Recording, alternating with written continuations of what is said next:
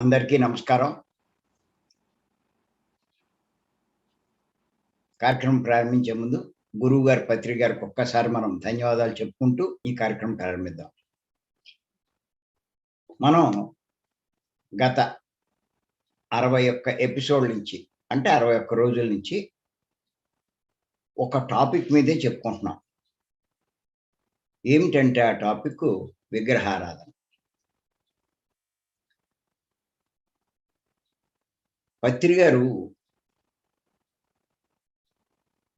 ఏం చెప్పినా జ్ఞానం గురించి, ఆత్మజ్ఞానం గురించే చెప్తారు. ఏ సభలో చెప్పినా, ఎక్కడ చెప్పినా. మిగతా విషయాలు ఉంటే ఉంటాయి. అయి మైనర్.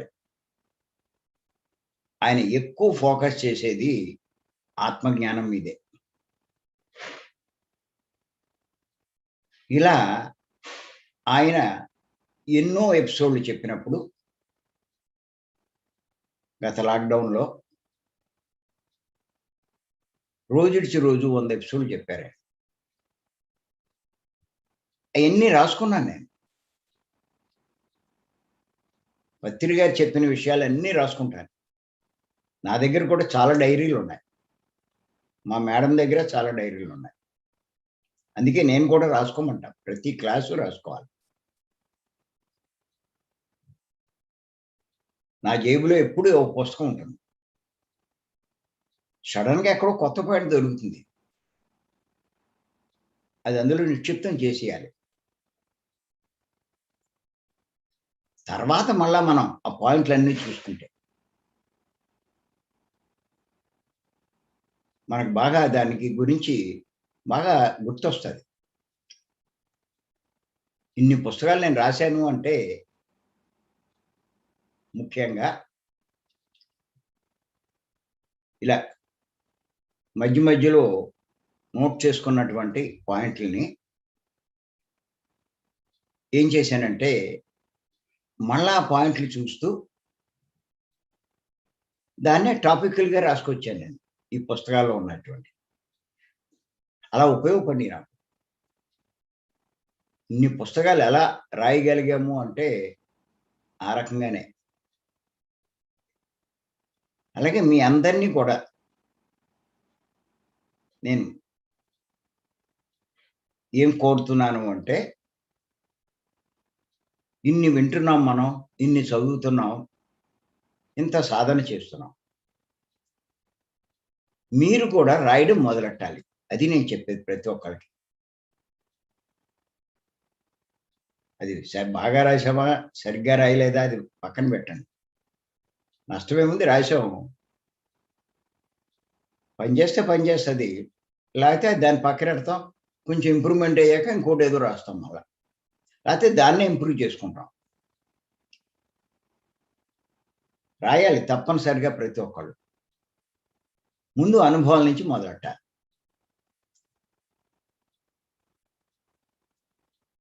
మా మేడము రాయమంటే నా వల్ల కాదు, కాదు, కాదు అంటూ కానీ పత్రిక వదలలేదు. మొత్తం మీద రాసింది. మరి ఆ పుస్తకం ఎంత సక్సెస్ అయింది. 'మరో జన్మ' అన్నది. ఆ పేరు పత్రిక గారే పెట్టారు. మేమేదో పేరు పెట్టాం గానీ, ఆయన అది కాదు 'మరో జన్మ' అన్నారు.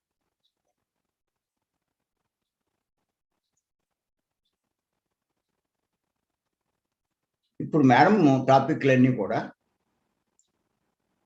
మన వాళ్ళు రికార్డ్ చేసి పంపుతున్నారు. దామోదరు, మధు వీళ్ళంతా కూడా.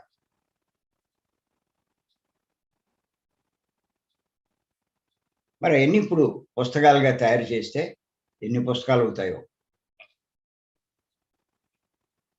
అంచేత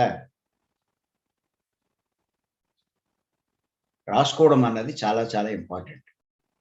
ఆధ్యాత్మిక ఎదుగుదల, జ్ఞానపరమైన ఎదుగుదలలో ప్రతీదీ రాసుకోవడం అన్నది చాలా చాలా ఇంపార్టెంట్. అలా రాశాను నేను. పత్రి గారు చెప్పినటువంటి 100 ఎపిసోడ్‌లు రాశాను. అందులో 70, 80 ఎపిసోడ్‌లు ఆత్మజ్ఞానం మీదే ఉన్నాయి. ఏమిటి?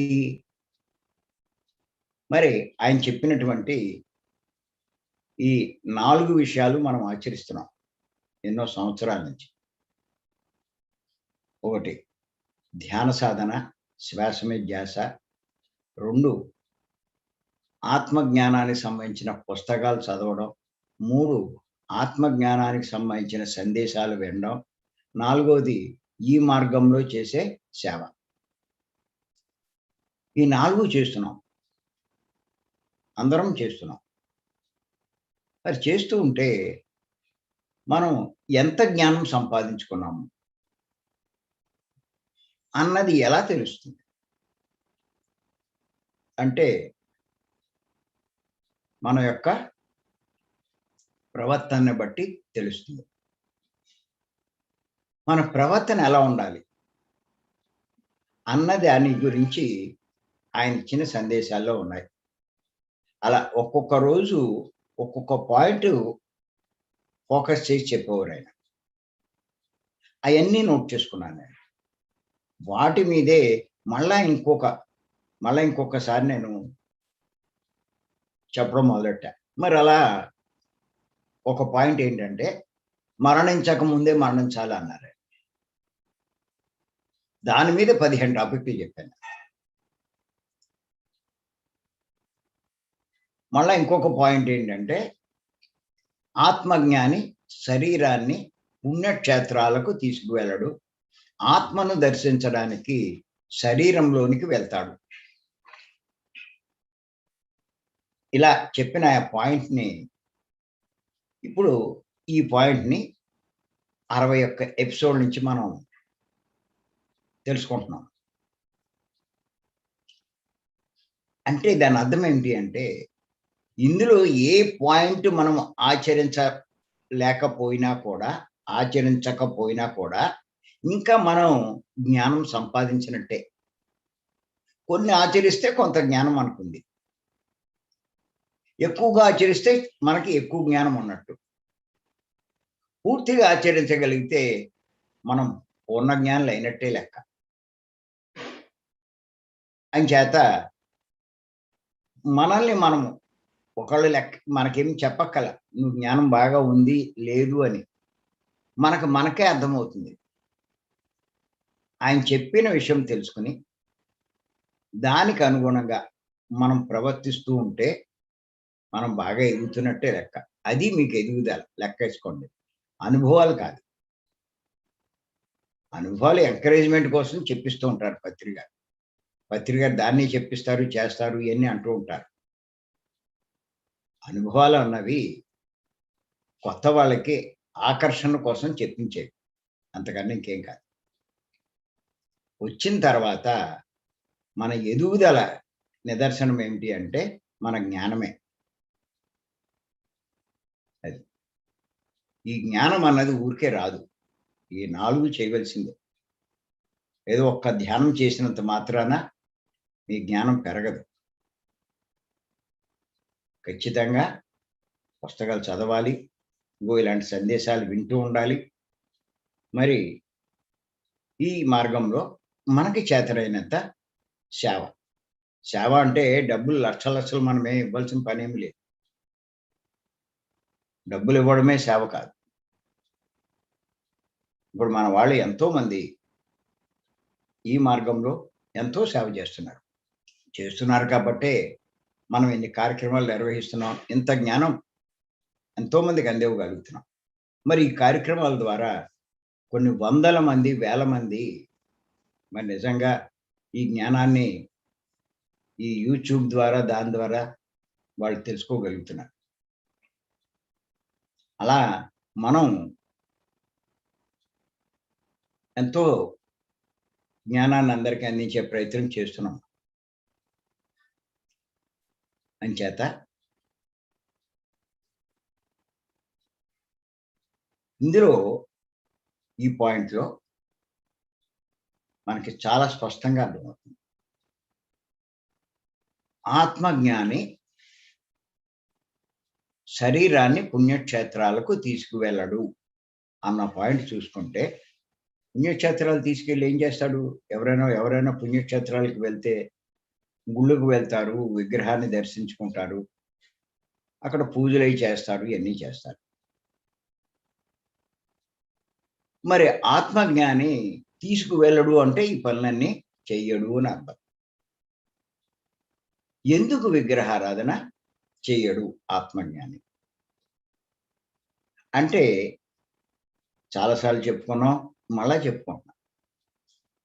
ఎందుకు చెయ్యడు అంటే దైవం మీద అవగాహన వాడు పొందాడు కాబట్టి, కలిగింది కాబట్టి.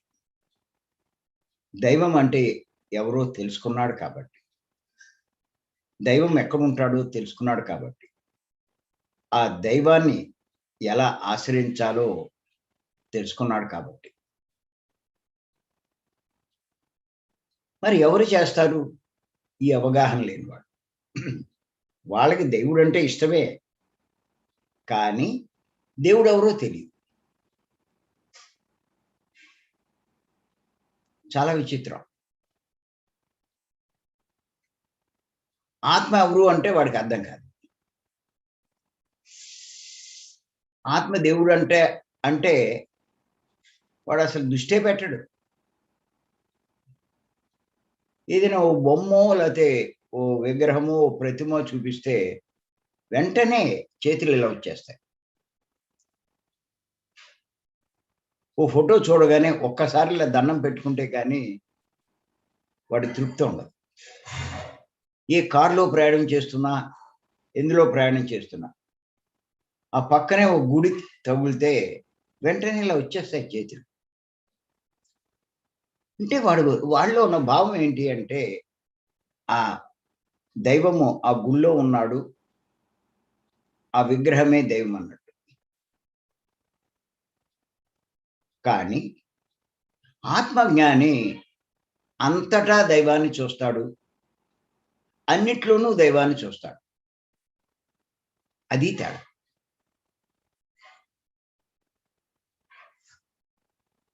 మనం ఆ స్థాయికి రావాలి. మన ప్రవర్తన ఆ రకంగా ఉండాలి. అప్పుడు మనం ఎదిగినట్టు ఆధ్యాత్మికంగా. ఏమవుతది?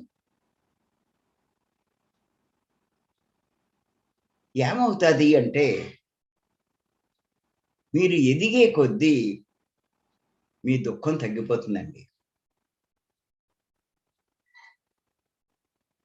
ఏ దుఃఖంతో అలమటిస్తున్నారో అందరూ, ఏ దుఃఖం నుంచి బయటపడాలని ప్రయత్నిస్తున్నారో, ఏ దుఃఖంతో నరకం అనుభవిస్తూ నేను భరించలేను, నేను ఇలా జీవించలేకపోతున్నానని భావిస్తున్నారో, వాళ్ళు దాంట్లోంచి బయట పడాలి అంటే ఖచ్చితంగా ఆత్మజ్ఞానం పొంది తీరాలి. ఆత్మజ్ఞానం అంటే ఆత్మకు సంబంధించినటువంటి జ్ఞానం. అంటే దైవానికి సంబంధించిన జ్ఞానం. అంటే దైవం గురించి తెలుసుకోవాలి. దైవం గురించి నువ్వు ఎంత తెలుసుకుంటే నువ్వు అంత జ్ఞాని అని లెక్క.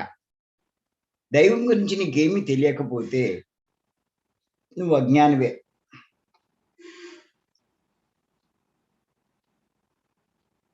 అంటే వాడికి ఆత్మ గురించి ఏమి తెలీదు. ఎంతసేపు తాను దేహం అనుకుంటాడు. అంచేత నేను మానవుడిని అనుకుంటాడు. దైవం అంటే ఎక్కడో ఉంటాడు. వీడికి తెలీదు.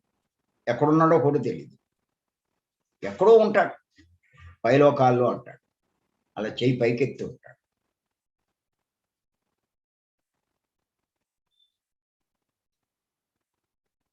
అని తాను మానవుడిని కాబట్టి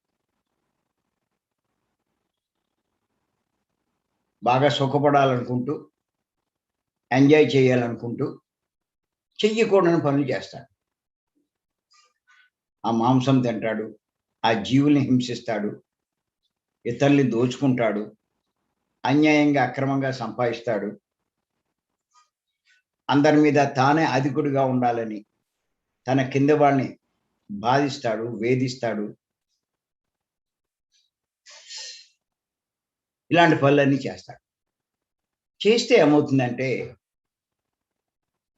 వాటి ఫలితం కష్టాల రూపంలో అనుభవిస్తాడు. ఆ కష్టాలొచ్చినప్పుడు విలవిల్లాడిపోతాడు. ఎలాగా అంటాడు. ఇంకేమీ తెలీదాడికి ఏం చేయాలో. ఏ దిక్కు లేని వాడికి దేవుడే దిక్కంటూ మరి వాడికి తెలిసింది దేవుడు ఎవరు అంటే గుళ్ళో ఉంటాడన్నదే చిన్నప్పటి నుంచి నేర్చుకున్నాడు. అంతకన్నా ఏమి తెలుసుకోలేదు. వెంటనే గుడికి పరిగెడతాడు. లేకపోతే ఇంట్లోనే ఓ ఫోటో పెట్టో, లేతే ఒక చిన్న ప్రతిమ పెట్టో రోజు మొక్కుతూ ఉంటాడు. నాకీ కష్టం లేకుండా చూడు. నన్ను ఇందులోంచి బయటపడేయి. నేనేదైనా తెలియక చేసిన పాపాలుంటే క్షమించు. నా కోరికలు తీర్చు అంటూ మొక్కుతూ ఉంటాడు. ఇది రొటీన్‌గా జరిగేది. ఇంచేత ఆత్మ గురించి వాడికి తెలీదు. తను దేహం అనుకున్నాడు. ఆ దైవం గురించి తెలీదు. ఎక్కడో ఉంటాడనుకుంటున్నాడు. ఎక్కడో ఉన్న దైవాన్ని ఆశ్రయించడం, ఆరాధించడం తెలీదు కాబట్టి పూర్వకాలపు పెద్దలు ఇలాంటి వాళ్ళ కోసం ఆ ప్రతిమలు, విగ్రహాలు తయారు చేశారు. చేసి అదే దేవుడురా దాన్నే మొక్కు అంటే వాడు కాస్త దానికి మొక్కుకొని తృప్తి పడతాడు.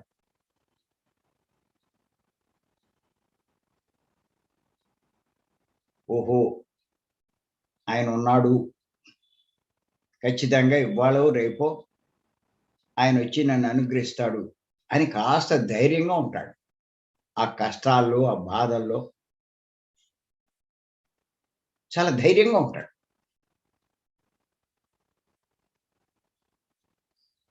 ఆ ధైర్యంగా ఎదురు చూస్తూ ఉంటాడు. రేపో, ఎల్లుండో అని. అలా చూస్తూ ఉంటే కొన్నాళ్ళకి దాంట్లోంచి బయటపడతాడు. బయటపడినప్పుడు ఏమనుకుంటాడంటే 3 మాసాలు కష్ ఆ బాధలు అనుభవించినా, 6 మాసాలు అనుభవించినా, ఏడాది అనుభవించినా దాంట్లోంచి బయటపడతాడు. బయటపడినప్పుడు ఏమనుకుంటాడంటే, ఆ దేవుడు నన్ను అనుగ్రహించాడు అని చెప్పి అనుకుంటాడు. కానీ నిజంగా అక్కడ అది తగ్గడానికి కారణం దేవుడు అనుగ్రహించింది కాదు. వీడు చేసిన పాపం అనుభవించడం వల్ల. 3 నెలలు అనుభవించవలసిన పాపం 3 నెలలు అనుభవించాడు. 6 నెలలు అనుభవించవలసిన పాపం 6 నెలలు అనుభవించాడు. ఏడాది అనుభవించవలసిన పాపం ఏడాది అనుభవించేశాడు, బయటపడ్డాడు. అక్కడ దేవుడు ప్రమేయం ఏమీ లేదు అన్న విషయం వాడికి తెలీదు. ఏడాది నుంచి నేను బాధపడుతుంటే మొత్తం మీద దేవుడు కనికరించి నన్ను నా కష్టంలోంచి బయటపడేశాడు అని అనుకుంటాడు. ఇది ఇప్పుడు జరిగేది. ఎక్కడో ఉన్న దేవుడు మొత్తం మీద నా మొర ఆలకించాడు.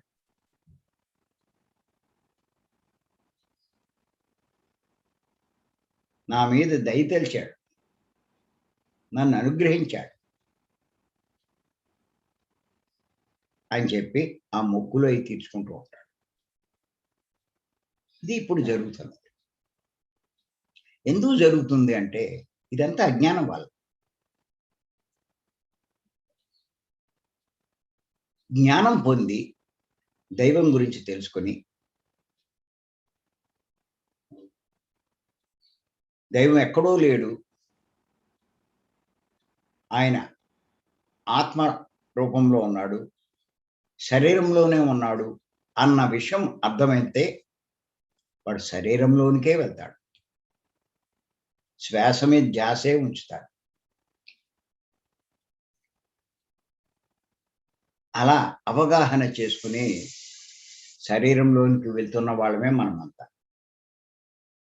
అంటే గుర్తుపెట్టుకోండి. ఖచ్చితంగా మనమంతా ఆత్మ జ్ఞానులమే. దైవం గురించి అవగాహన చేసుకున్న వాళ్ళమే మనం.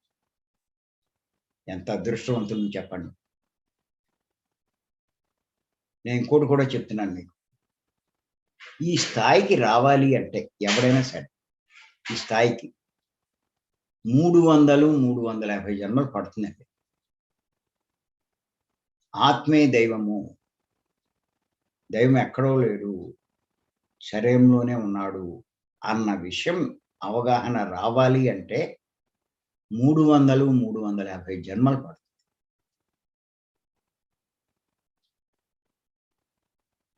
అంటే దీన్ని బట్టి మీరు అర్థం చేసుకోండి. ఇప్పుడు మనం అందరం కూడా ఏ స్థాయిలో ఉన్నామో మీరు తెలుసుకోవచ్చు. ఎంత ఎదిగి ఉన్నామో మీరు అర్థం చేసుకోవచ్చు. పత్రి గారు చెప్తారు, మానవ జన్మలో ప్రవేశించిన తర్వాత ఇంకా జన్మ లేని స్థితి పొందాలి అంటే సుమారు 400-500 జన్మలు పడుతున్నారు. మరి ఈ స్థితిలో మనం ఉన్నామంటే నేను చెప్తున్నాను కదా, 350 జన్మలు పడితే కానీ ఈ స్థితికి రాము అని, ఇవన్నీ అర్థం కావని, ఎంత చెప్పినా నమ్మరని, వినరని, పైగా మనల్ని విమర్శిస్తారని.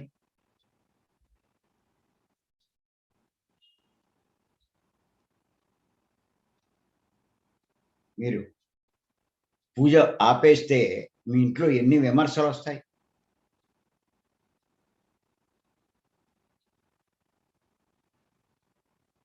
ఎంత నిందిస్తారు. వాళ్ళందరినీ ఎంత ఫేస్ చేయాలి.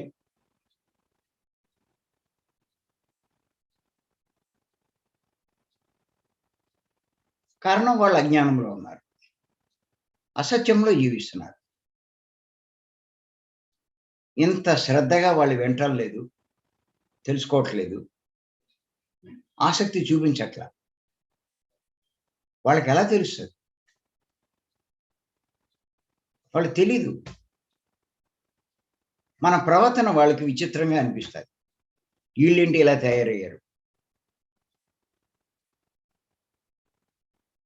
వీళ్ళు వేరే మతంలోకి వెళ్ళిపోయారా అనుకుంటారు. గట్టిగా మాట్లాడితే వెళ్ళారు, అంతా వెళ్ళాం. ఏమిటి మన మతము అంటే సత్యమతం. వేరే మతమే మంది. వాళ్ళది అసత్య మతం, మంది సత్యమతం.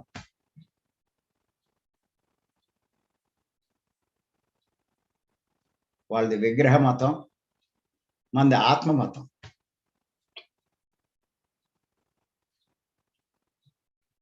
వాళ్ళది అజ్ఞాన మతం, మంది జ్ఞాన మతం.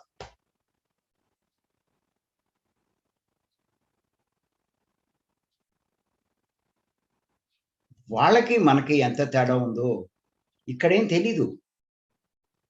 మీరు శరీరం వదిలి బయటికి పైకి వెళ్ళినప్పుడు అప్పుడు మీకు అర్థమవుతుంది. గుర్తెట్టుకోండి. చనిపోయిన తర్వాత అజ్ఞానుల్ని తీసుకెళ్ళడానికి యమ దూతలు వస్తారు. ఈ జ్ఞానం పొందిన వారిని తీసుకువెళ్ళడానికి ఇంద్రదూతలు వస్తారు. గుర్తుపెట్టుకోండి. ఇక్కడే వచ్చేస్తుంది తేడా. చనిపోయిన వెంటనే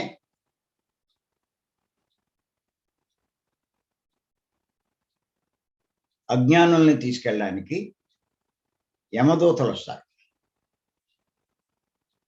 జ్ఞానుల్ని తీసుకెళ్ళడానికి ఇంద్రదూతలు వస్తారు. అంటే యమదూతలు అంటే మన పితృదేవతలు, అంటే అంతకుముందు వెళ్ళిపోయినటువంటి వాళ్ళు, సీనియర్స్. ఇంద్రదూతలు అంటే యోగులు, గొప్పవాళ్ళంతా వస్తారు, వచ్చి తీసుకెళ్తారు.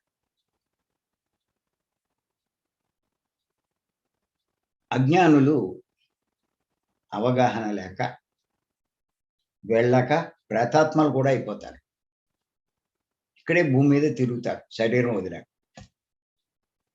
కానీ జ్ఞానులు శరీరం వదిలేక ఉంటే 2 రోజులు 3 రోజులు ఉంటారు. తర్వాత ఆ దూతలు కూడా, ఆ సహాయకులు కూడా పైలోకాలకు వెళ్ళిపోతారు.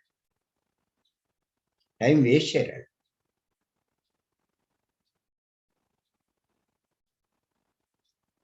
వాళ్ళు చివరికి వచ్చారు.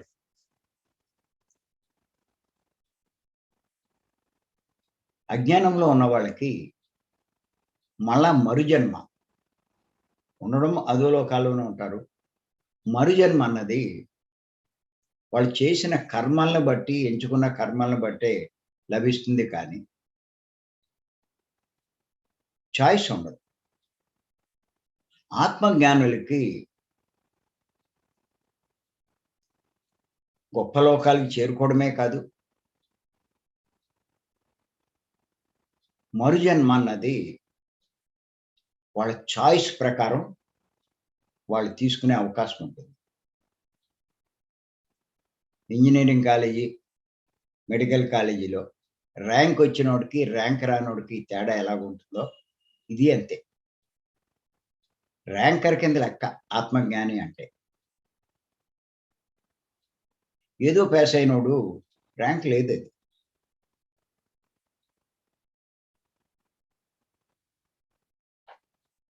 అలా ఎంచుకోవడం వల్ల వాడికి ఏమవుతుందంటే ఇంకా ఆ జన్మలో ఇంకా వేగవంతంగా ఈ జ్ఞానాన్ని సంపాదించుకుని చివరి జన్మకి చేరుకుంటాడు.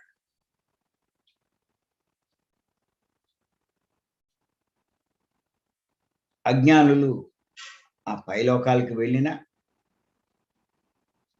అజ్ఞానుల సాంగత్యమే లభిస్తుంది అక్కడ. కానీ జ్ఞానులు పైలోకాలకు వెళ్ళినప్పుడు అంతా ఋషులు, మహర్షులు, ఇలా యోగులు, సాధకులు, జ్ఞానులు ఇలాంటి వాళ్ళ సాంగత్యం లభిస్తుంది. ఎంత తేడా చూడండి.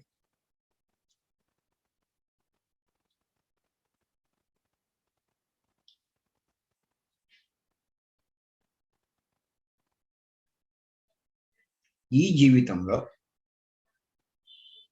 జ్ఞానం వల్ల చెయ్యకూడని పనులు చేయరు,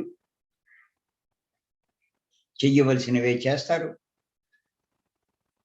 దానివల్ల చెయ్యకూడని పనులు చేయకపోవడం వల్ల కష్టాలు రావు, చెయ్యవలసిన పనులు చేయడం వల్ల అన్ని భోగము, లాభాలే కలుగుతాయి. ఇక్కడ చనిపోయిన తర్వాత వాళ్ళు గొప్ప లోకాలకు చేరుకుంటారు, గొప్పవాళ్ళు సాంగత్యం పొందుతారు. అక్కడ తర్వాత పొందే జన్మ కూడా వాళ్ళు చాయిస్ ప్రకారం, నిర్ణయించుకున్న ప్రకారం గొప్ప జన్మ మీరు తీసుకోగలుగుతారు. ఇంత తేడా ఉందో ఒక్కసారి చూడండి.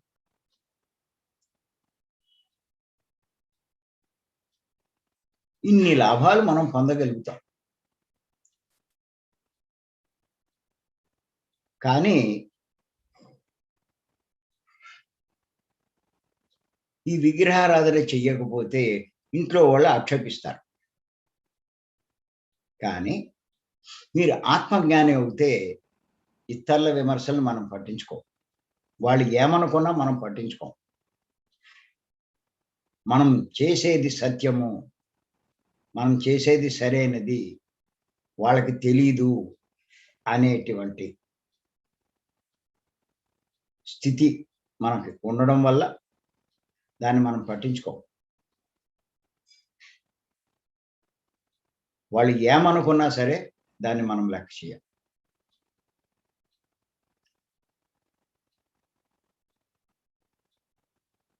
ఒకటే గుర్తుపెట్టుకోండి, ఆత్మజ్ఞాని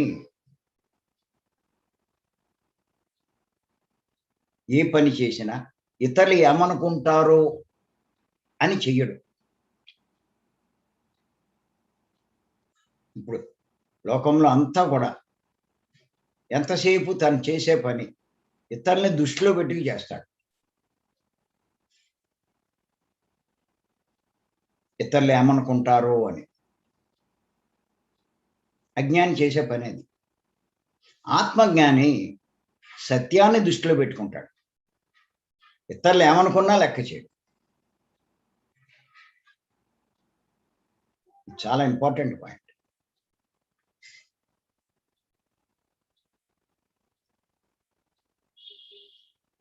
సత్యాన్ని దృష్టిలో పెట్టుకుంటాడు. నేను చేసేది సత్యమా కాదా, అదే వాడి లెక్క.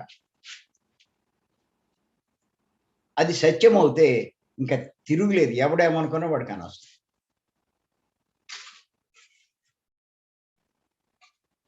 అంచేత మరి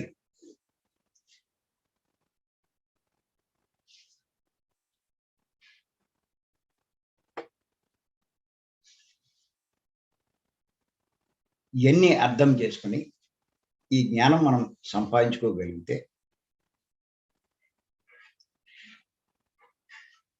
ఇంకా తొందరగా, ఇంకా గట్టిగా చేయగలిగితే ఇదే ఆఖరి జన్మ చేసుకుంటాం.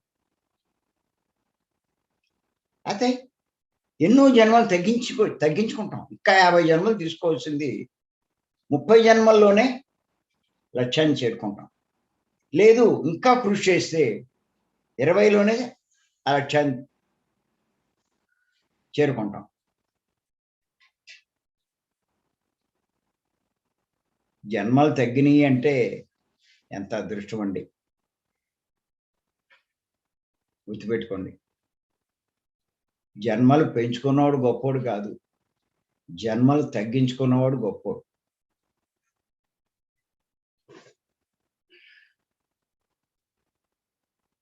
జన్మలు పెంచుకోవడం అంటే నరకాన్ని పెంచుకోవడం.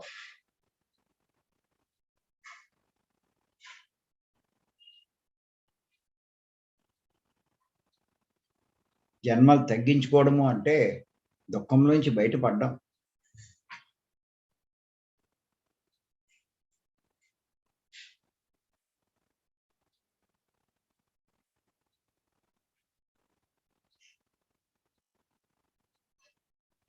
ఈ పూర్ణ జ్ఞానం పొంది ఇక జన్మలేని స్థితి పొందితే మీరే ఒక పూర్ణాత్మ అవుతారు, ఒక సహ సృష్టికర్త అవుతారు.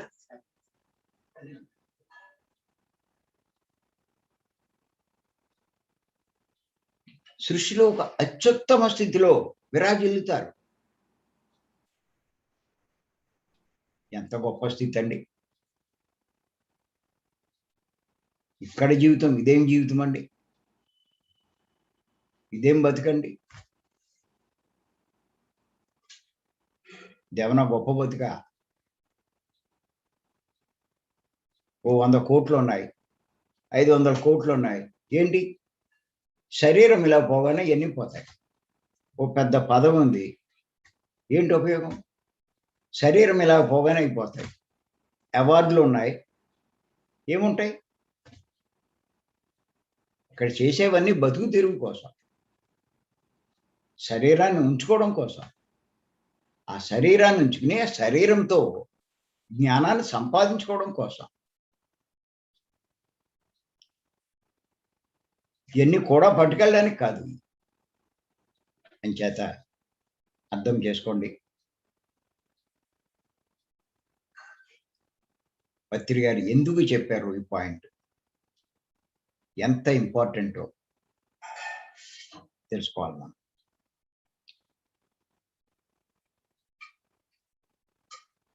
అంచేత మన జ్ఞానాన్ని వృద్ధి చేసుకుంటూ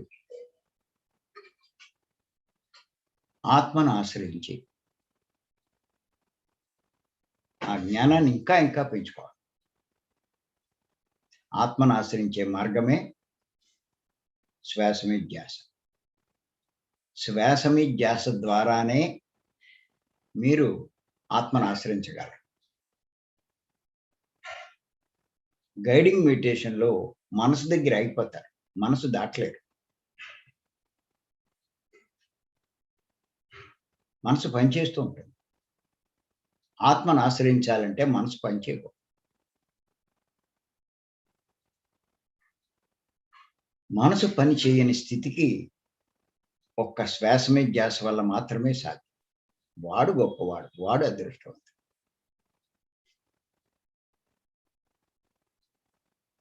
దాని వెనకాల ఎంత ఉంది అన్నది ఎన్ని రోజుల నుంచి చెప్పుకుంటున్నామో మనం. మనసు దగ్గర ఆగిపోకండి. మనసును దాటండి.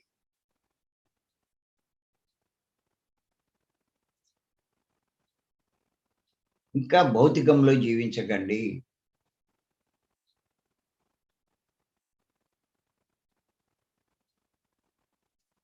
ఆత్మ మార్గంలో పయనించండి.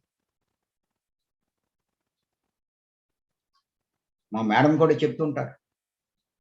మీ బుద్ధి ఆత్మ వైపు తిరిగితే మీరు జ్ఞానవంతులవుతారు, ముక్తిని పొందుతారు. మీ బుద్ధి ప్రాపంచికం వైపు తిప్పితే దేహం దుఃఖం పెరుగుతుంది. అంతే, అంతకన్నా ఏం లేదు. మధ్య మధ్యలో కొన్ని కొన్ని సుఖాలు పొందితే పొందొచ్చు. దానివల్ల ఏం ప్రయోజనం లేదు. అంచేత కళ్ళు మూసుకుంటే ధ్యానం కాదు. మనసు మూస్తేనే ధ్యానం అన్న సంగతి తెలుసుకోండి.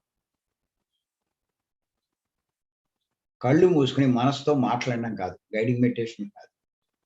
కళ్ళు మూసుకొని శ్వాస మీద ధ్యాస ఉంచితే మనసును దాటి సృష్టిలోనే గొప్పవాడైనటువంటి ఆ పరబ్రహ్మను, ఆత్మను మనం ఆశ్రయించగలుగుతాం. అదృష్టవంతులు.